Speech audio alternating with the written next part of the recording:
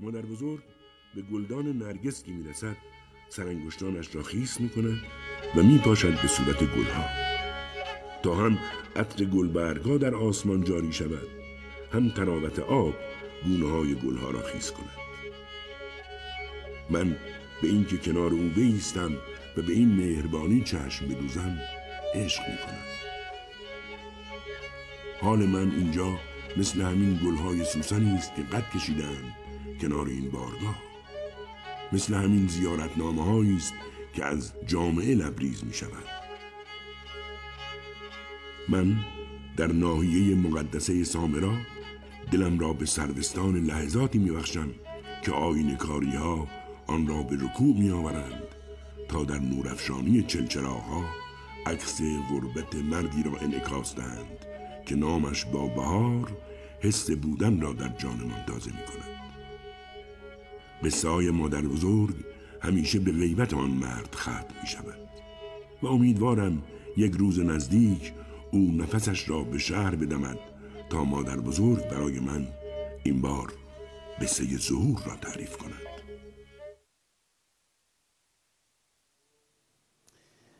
ز بس که داد زدم صاحب از زمان، بی تو دگر نمانده در این ناتوان، توان بی تو.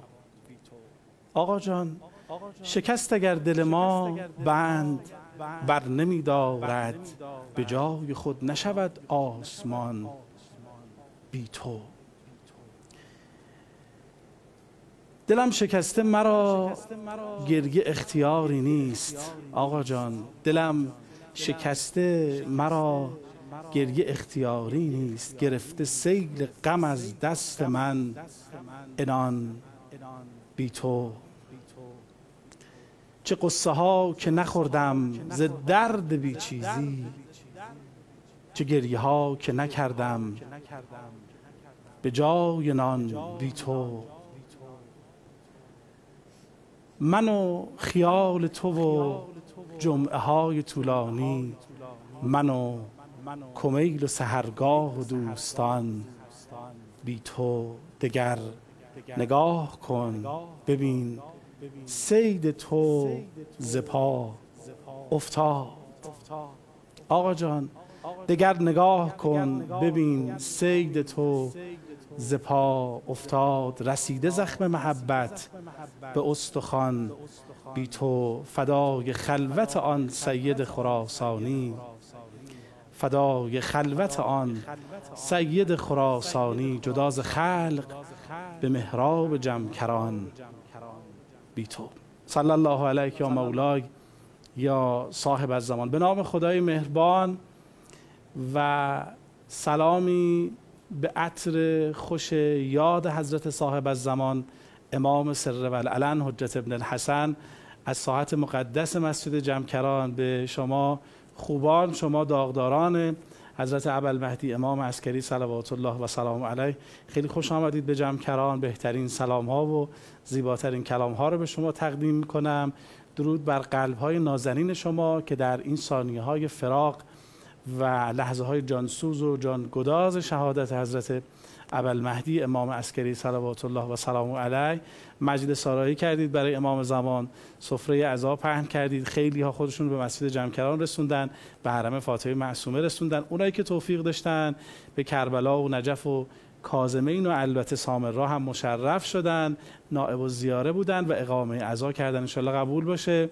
تسلیت ویژه به قلب مقدس و نازنین حضرت ولی السلام الله علیه و رهبر عزیزتر از جانمون و همه شمایی که عشق و محبت امام عسکری رو در دل دارید. اما دانای راز این بزم عاشقانه ما در شهادت حضرت عسکری برادر عزیز و ارجمند جناب آقای اعوانی هستند، استاد اعوانی بزرگوار که آمدن تا در خصوص امام واجب التعظیم در محضر شما بزرگواران و در صحن مقدس مسجد جمکران با هم صحبت بکنیم. پیش روی شما باشون عرض سلام و خوش آمد و تسلیت دارم. آقا سلام علیکم، خیلی خوش آمد. سلام علیکم و رحمت الله. منم محضر شریف شما خیلی متشکرم. همه بینندگان بزرگوار این برنامه و در یک کلام همه عزاداران امام حسن عسکری علیه السلام عرض تسلیت و تعزیت دارم. خیلی متشکرم استاد اعوانی.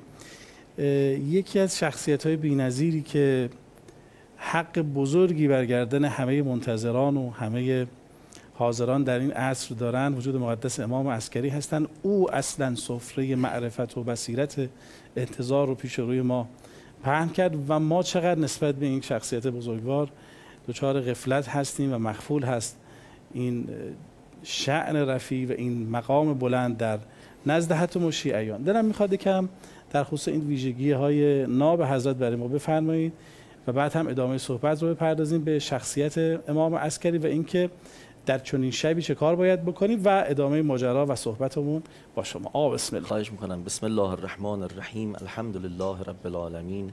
رب صل علی محمد و آله الطاهرین و اللعن الدائم علی اعدائهم اجمعین من الان الی قیام یوم الدین. اجازه بدید ابتدای جلسه و ابتدای این عرایزم از همه خواهش کنم امام عصر علیه السلام صاحب این جلسه و صاحب این برنامه و صاحب مراسم پدر شریفشون رو با یک صلوات با توجه یاد کنیم. اللهم صل علی محمد و محمد و عجل فرجه. در مورد امام حسن عسکری علیه السلام به نظرم میرسه خود حضرات معصومین باید صحبت بکنن. یعنی ماها نمیتوانیم از امام معصوم چیزی بگیم از عظمت اون امام بزرگوار. من اگر اجازه بدید میخوام 2 زیارتنامه رو به همدیگه متصل کنم، بعد از تو دل این اتصال اون چه که به ذهن تبادر پیدا میکنه رو به یاری خدای متعال عرض کنم. حضرت علی اول جلسه به حضرت فاطمه معصومه سلام الله علیها توجه دادید، نام این بانوی با عظمت رو بردید. مستحضر هستید زیارتنامه حضرت فاطمه معصومه سلام الله علیها رو سعد اشعری از امام رضا علیه السلام نقل می‌کنه. یعنی زیارتنامه حضرت فاطمه معصومه رو امام رضا علیه السلام یاد ما دادن. اگر مردم شریف ما یک مقدار توجه به این زیارتنامه بکنن، به یک نکته ممتازی ذهنشون خطور میکنه و متبادر میشه. شاید هم تعجب بکنن. بعد از اینکه از انبیاء عظام مفارقت پیدا میکنه در سلام دادن، السلام علیک یا آدم صفت السلام علی آدم صفت الله، نمیدونم نوح نبی الله، ابراهیم، موسی، همه رو میشماره. بعد شروع میکنه به رسول بزرگوار اسلام، السلام علیک یا رسول الله امیر المؤمنین، السلام علیک یا امیر المؤمنین. به امام حسن و امام حسین سلام میده. بعد برای تک تک حضرات معصومین که این زیارتنامه سلام میده با القابشون سلام میده. بله. مثلا السلام علیک یا علی ابن الحسین سید العابدین قرة عین الناظرین. بله. یا باقر علم بعد النبی السلام علیک یا جعفر محمد الصادق یا موسی الکاظم الطاهر الطهر علی ابن موسی الرضا المرتضی. میبینید القاب رو میاد تا خود امام هادی علیه السلام که با چه لقبی خطاب میکنه؟ الناصح الامین.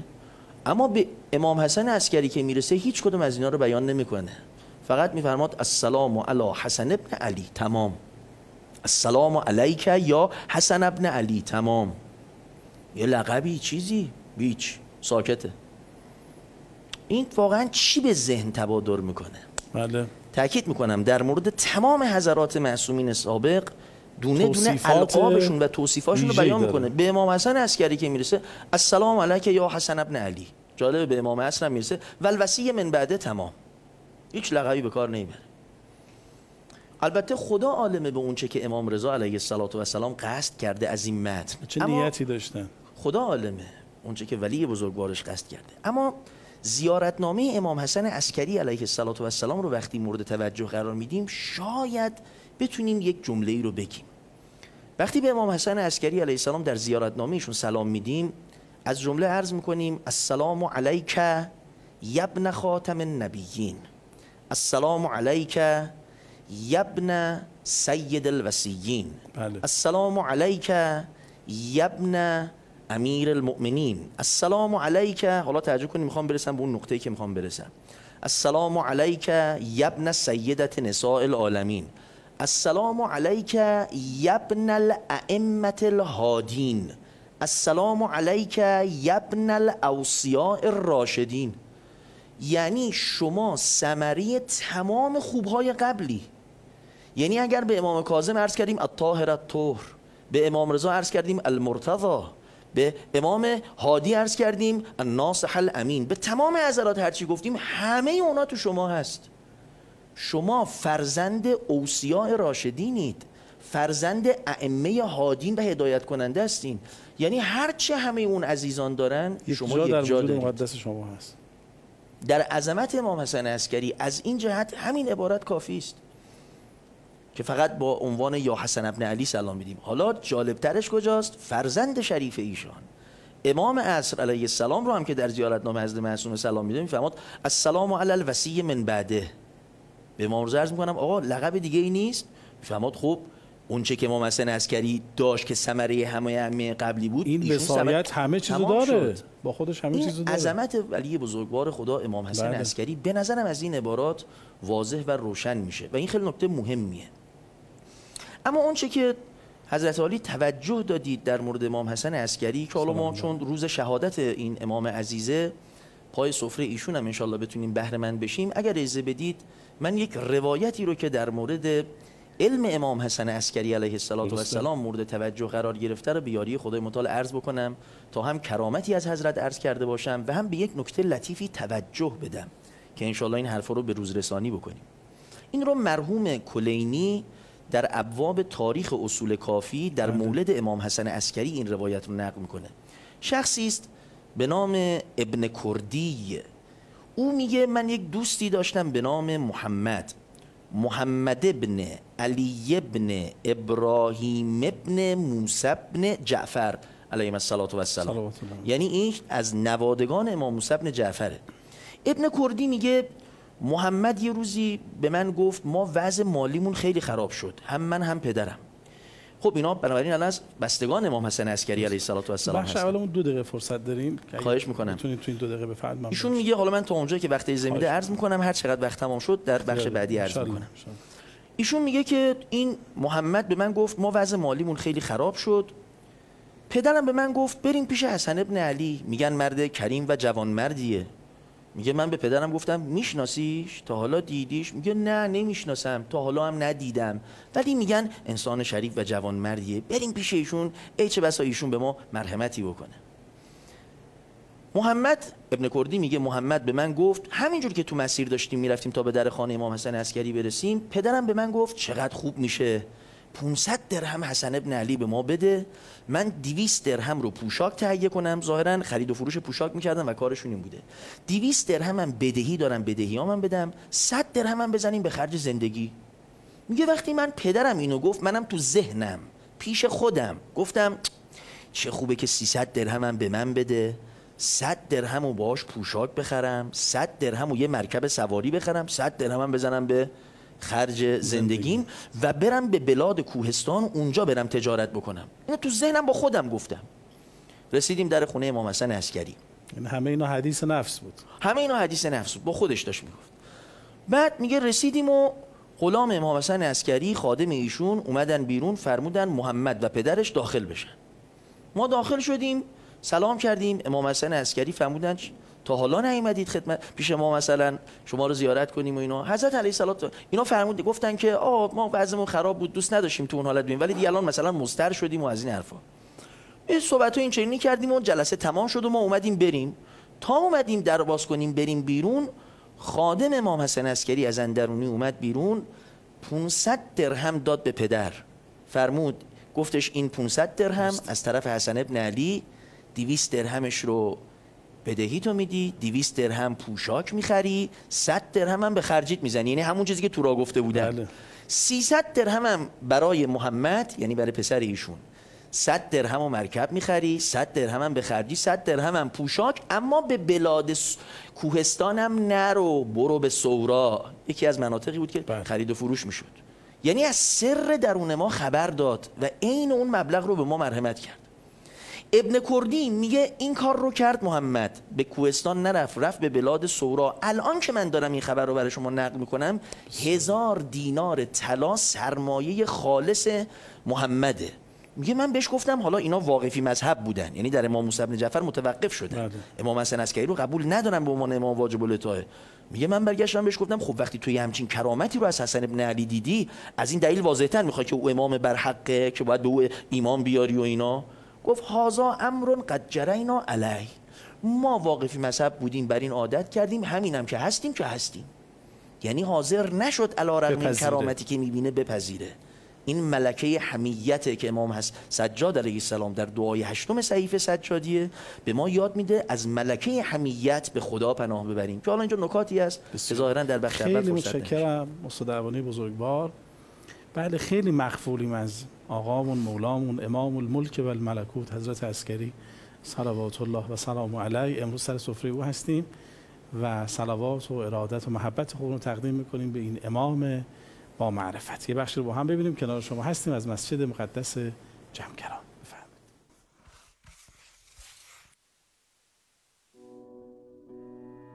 این روزها متعلق به امام عسکری سلام الله علیه است که الگوی همه مؤمنان به خصوص جوانان میتواند باشد. این امامی که موافقان، شیعیان، مخالفان، غیر معتقدان همه شهادت دادن و اعتراف کردند به فضل او، به علم او، به تقوای او.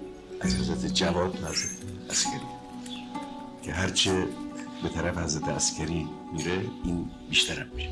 این همون دورانی است که به گمان بنده تلاش و مبارزه برای بلند مدته، یعنی ائمه برای تا پیش از غیبت صغرا دیگه تلاش نمی کنن بلکه زمینه سازی می کنن برای بعدها. و این دوران از سال 204 ادامه پیدا میکنه تا سال 260 که سال شهادت امام عسکری علیه السلام و شروع غیبت صغراست. دایره نفوذ ائمه و وسعت دایره شیعه در زمان این 3 امام نسبت به زمان امام صادق و امام باقر شاید 10 برابره. این مکاتبات علی بن مهدیار اینایی که شما مشاهده میکنید نشون دهنده اون حرکت عظیم، شبکه عظیم تبلیغاتی و تعلیماتی این 3 امام بزرگواره. تو این شهر سامرا با اون همه شدت عمل توانستن این همه ارتباطات رو تنظیم کنن با سرتاسر دنیای اسلام، با اینکه دستگاهشون دستگاه پلیسی بود، با شدت عمل در این حال اینجور ائمه علیهم السلام موفق شد. در کنار غربت این عزت و این عظمت رو هم باید دید. ایران پرچمدار ظهور.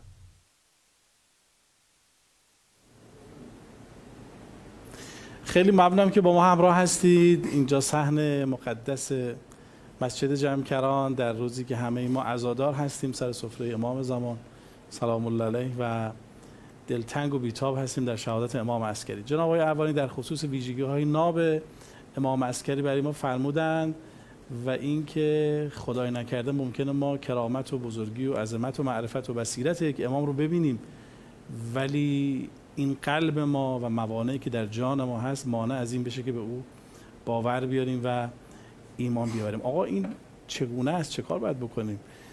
ممکنه کرامت امام رو ببینیم اما هدایتی درش نباشه. ببینید شما این آیه 14 سوره مبارکه نمل رو ببینید. اول قبل از اینکه این آیه رو بخونم من در محضر خدای متعال و در محضر ولی بزرگوار او عرض میکنم الحمدلله رب العالمین. الهی شکر خدا دل ما رو به سمت محمد و آل محمد هدایت کرد. الهی شکر خدا ما رو به سمت امام حسن عسکری هدایت کرد. هدایت به دست خداست. این اولا. اما اگر دقت بکنید به قرآن کریم مثلا آیه 14 سوره نمل در جریان حضرت موسی و فرعون و بزرگان قوم فرعون خیلی عجیبه. میفرماد و جحدوا بها، فرعون و بزرگان قوم فرعون معجزات موسی و خود موسی رو انکار کردن و استیقنتها انفسهم، در حالی که در وجود خودشون یقین داشتن موسی و معجزاتش حق، یقین داره حقه ولی نمیپذیره، جحدو انکار میکنه. چه بلای بزرگیه واقعا. حالا چرا این که چراییشو حضرت حقیقتا بلای بزرگی، به خدا پناه میبریم. من یه نکته به شما عرض کنم، ما همه این حرفا رو که میزنیم ته حرفش اینه که و ما ابرئ نفسی ان النفس لاماره بالسوء الا ما رحم ربی. مگر خدا رحم بکنه؟ خب حالا سوال اینجاست چه کار کنم خدا رحم بکنه؟ هدایت خدا مشمول حال من. امام سجاد علیه السلام در انتهای دعای 11 صحیفه سجادیه، جالبه که از مجموع ادعیه صحیفه سجادیه این جمله رو در دعای 11 امام سجاد به کار میبره. دعای 11 دعای عاقبت به خیریه، خدا عاقبت هممون رو به خیر کنه. انتهای دعا اینجوری میکنه: خدایا تو انک رحیم به من دعاک، کسی که اهل دعا به درگاه توه، تو نسبت یه همچین کسی رحمت ویژه داری. خب نفس اماره به سوء الا من رحم ربی، چیکار کنم به من رحم ربی بکنه؟ دعا. کاری که امام سجاد علیه السلام در صحیفه سجادی انجام میده همینه. در مورد همین ملکه حمیت پناه به خدا میبره. اللهم انی اعوذ بک، به تو پناه میبرم از چی؟ من ملکت الحمیه، اینکه حمیت در من، تعصب جاهلی در من، تعصب کورکورانی در من بر من غالب نباشه، علی رغمی که میفهمم این درسته باز خلافش رو عمل کنم. درسته. پس اولا دعا، این که فرمودید چه کنیم، این گرفتاری بزرگی دعا. اما یه مقدارم باز کنیم قضیه رو. خب چرا آدمیزاد اینجوریه؟ خود اون آیه 14 سوره نمل وقتی جریان حضرت موسی و فرعون رو بیان میکنه که فرعون و بزرگان قوم فرعون جهدوا بها و استیقنتها انفسهم، در حالی که یقین داشتن ولی انکار کردن، میفرماد چرا؟ چون ظلمن و علوان، میخوان برتری کنن، میخوان آقایی کنن، اما نه از طریقی که خدا اراده فرموده، به ظلم و به زور میخواهند آقایی کنند. یعنی انسان رأس کل خطیئه انسان حب دنیاست. میخواد تو چش باشه، میخواد هر کار دلش میخواد بکنه، اون چی که میل نفسشه پیش بره. چیکار کنه؟ میگه خورشید بسته آسمون، میگیم عجب شب تاریکی. نه، خورشید داره میبینه، میگه عجب شب تاریکی. این یه نکته.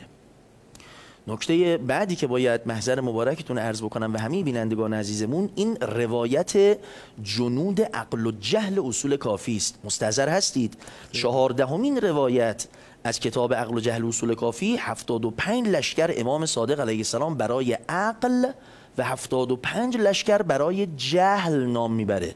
شما میخواید ببینید کی عاقله کی جاهل، این روایت رو باید مد نظر قرار بدید. اونجا میفرماد ول انصاف و ضده الحمیه، انصاف از جنود عقله، یعنی اگر آدم عاقل باشه منصفه. نقطه مقابلش که از جنود جهل حمیته، بی‌انصافی. این که بی‌انصاف یعنی چیکار کنیم؟ میگه انصاف به خرج بده. من چرا این حرفا رو دارم عرض میکنم؟ واقعیت قضیه اینه که مخصوصا جامعه امروز ما حرف و حدیث در مسائل سیاسی، در مسائل اجتماعی، در مسائل اعتقادی به وفور پیدا میشه، در شبکه‌های مجازی، حقیقی، همه جا. عرض میکنم برادران عزیز، خواهران بزرگوار، از امروز امام حسن عسکری که این روایتی از ایشان خوندم یاد بگیریم انصاف داشته باشیم. متعصبانه و کورکورانه صحبت نکنیم چون اون هم حزبی منه ولو اشتباه کرده حمایت میکنم. نه، انصاف داشته باشیم و به یاری خدای متعال به درست دسترسی پیدا کنیم و البته دعا کنیم، همون چیزی که از امام سجاد علیه السلام یاد گرفتیم. استاد اولین فکر کنم 3 دقیقه فرصت داریم، بازم ما رو از این ویژگی‌های ناب امام عسکری سیراب کنید که حالا که شام شهادت هست خدا بیشتر بهره ببریم. من اگر اجازه بدید یک نکته ای رو عرض بکنم. چی شد امام حسن عسکری به شهادت رسید؟ جان عالم بفرمایید. ببینید آقای امام حسن عسکری در معسکر بود، یعنی سامرا لشکرگاه بود. میدانستند امام آخر از اون وجود مقدس قرار پا به این دنیا برزه و سرتاسر عالم رو پر از عدل و داد بکنه. امام حسن عسکری چی شد که در معسکر غریبانه به شهادت رسید؟ امام هادی همینطور، همه حضرات معصومین همشون دونه دونه فقتل من قتل کشته شدن و به شهادت همشون. آقا امام رضا علیه السلام، الان به امام حسن عسکری میخوایم بگیم آقا جون شما فرزنده کی هستید؟ میگیم ابن الرضا علیه السلام. امام رضا علیه السلام از مدینه حرکت کرد، حرکتش دادند به سمت طوس. چند نفر از اهل مدینه جلوی کاروان مأمون رو گرفتن، عمرن بذاریم علی ابن موسی رو ببرید. امام رضا به خانواده گفتن گریه کنید پشت سر من. گفتن آقا شگون نداره، مسافرید، تمام مالک کسی که میدونه برمیگرده، من بر نمیگردم. یعنی خبر شهادت شد داد. بعضی فکر میکنن نه این به خانواده خودش فقط بوده. نه خیر، بالا سر قبر آقا رسول خدا وقتی اومد وداع کنه بعضی از افراد اونجا حضور داشتن. حضرت عمود دارن منو میبرن به شهادت میرسونن. یعنی چی شد؟ چند نفر تو این مدینه جلوی کاروان حضرت رو گرفتن، رسیدن به نیشابور. 20,000 قلم به دست، تأکید میکنم 20,000 قلم به دست به امام رضا گفتن آقا یه حدیث از جد شریفتون برای ما بگید. خودشو که قبول ندارن به عنوان امام واجب الاطاعه، همه از اهل سنت هستند. 20,000 نفر حدیث سلسله الذهب رو نوشتن. یک نفر نگفت آقا کجا دارن میبرنت، کاری باری. خیلی راحت امام رضا میبرن در طوس شهیدش میکنن. چرا باید امام حسن عسکری علیه السلام در معسکر باشه هیچ خبری هم نشه؟ چه خبر از شیعیانش؟ من میخوام عرض کنم یه مقدار رو این تأمل بکنیم. واقعیت قضیه اینه که امام حسن عسکری نسبت به اون دسته از افراد از شیعیانش در اون تراز و در اون تعدادی که باید باشن قریب شد. وگرنه دشمن چرا باید به خودش اجازه بده ولی بزرگوار خدا رو در غربت به شهادت برسونه؟ امام کاظم 14 سال زندان کشید. بله. چه خبر از کسانی که بیان حضرت رو از زندان نجات بدن؟ نبودند افرادی در اون تراز، چه به لحاظ عده چه به لحاظ عده، که ولی بزرگوار خدا رو جانش رو محافظت کنن. قربت ولی خدا، قربت ولی بزرگوار خدا. امروز وظیفه ما در دوران آقا امام عصر علیه السلام، فرزند شریف امام عسکری علیه السلام، اینه ما چی کار میتونیم بکنیم که ولی بزرگوار خدا رو از قربت در بیاریم. الان در باب روایات مهدویت اگر شما تأملی بفرمایید میبینید یکی از روایات باب اینه خوف از جان داره که ظهور نمیکنه. یعنی چی؟ یعنی ترسوه، استغفر الله، شجاعتر از او وجود نداره. یعنی او هم بیاید فقتل من قتل، علی رغم اینکه المحفوظ بالله، خدا اراده کرده او رو حفظ کنه، بقیت الله، اما اراده خدا بر این تعلق گرفته که یا ایها النبی حسبک الله و من اتبعک من المؤمنین. این آیه 64 سوره مبارکه انفال. قرار مؤمنین پارکا به ولی کار رو به سرانجام برسونن. ما که نمیرسیم در این چند ثانیه باقی مونده از برنامه بگیم کیا موفق میشن، اما اجازه بدید به بینندگان عزیزمون، به عزاداران امام عسکری یک نکته رو عرض بکنم. بفرمید. عزیزان بزرگوار، اگر خدای متعال ما رو کمک بکنه با صحیفه سجادیه امام سجاد انس داشته باشیم. بله. خدا میداند عین اینی که دارم عرض میکنم. این جمله حضرت آقاست که در نت هم موجوده، دوستان میتونن سرچ کنن و جستجو کنن و ببینن این جمله رو. رهبر بزرگوارمون میفرماد صحیفه سجادیه اساری تفکرات اهل بیته. ما چطور میتونیم پارکاب ولی باشیم؟ امام سجاد وارث کربلاست علیه السلام. کربلا رو درک کرده، چی شد که اون شد، چه کنیم که این نشه؟ در صحیفه سجادیه داره نیرو تربیت میکنه بر رکاب ولی. در یک جمله صحیفه کلش مهدویته. ان شاء الله خدا به هممون توفیق بده. واقعا گنجینه بی‌نظیری است این صحیفه بی‌نظیر سجادیه که ان شاء الله بهره ببریم. آقای خیلی ممنونم استفاده کردیم. ان شاء الله که مرضی نظر امام زمان بوده باشه صحبت ما. ان شاء الله آقا راضی باشن. خیلی ممنونم که با ما همراه بودید. یه جایی هستیم که دلهای امام زمانی ها در اینجا آرام و قرار میگیره. میخوام خدمت آقا جانم صاحب الزمان عرض بکنم که یا ابن الحسن بیقرار تو اما در دل تنگم گله هاست، آه بیتاب شدن عادت کم حوصله هاست، مثل عکس رخ مهتاب که افتاده در آب، در دلم هستی و بین من و تو فاصله هاست. آقا جان سرتون سلامت، آجرک الله، و انشالله روزی برسه که در کنار شما از امام عسکری بگوییم و بسراییم و عشق بازی کنیم. دگر بارت چو بینم شاد بینم، سرت سبز و دلت آباد بینم. یا علی مدد، خدا نگهدار.